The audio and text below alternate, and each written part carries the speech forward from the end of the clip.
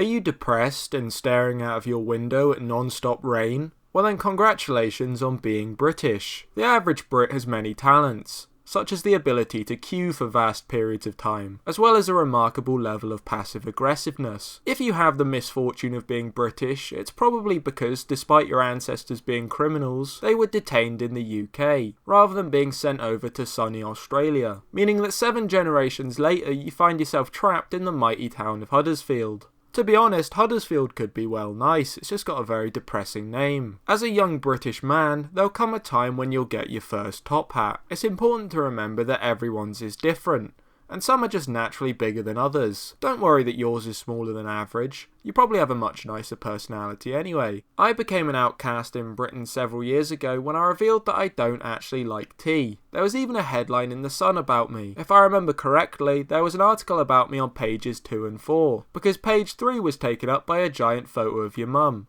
Growing up in Britain, you'll be familiar with many of the country's national treasures, such as Queen and the Queen. It can get a tad confusing at times. Britain is a country predominantly made up of loud English people, and the poor Welsh and Scottish folk who have to put up with them. People unfamiliar with the country might associate British culture with posh old-fashioned Victorian-looking bellends, but in fact the height of British culture is squatting in a park with a Stella in each hand. After a strenuous day of squatting, it's time to head home and enjoy the nation's fine cuisine of various battered foods. As you relax, you turn on the TV and watch one of the dozens of shows hosted by Ant and Dec. It's either that or Mrs. Brown's Boys, the show that somehow gets more popular every year, the show that will never be cancelled. When I shut my eyes, all I can see is Mrs. Brown and her boys. There is no escape.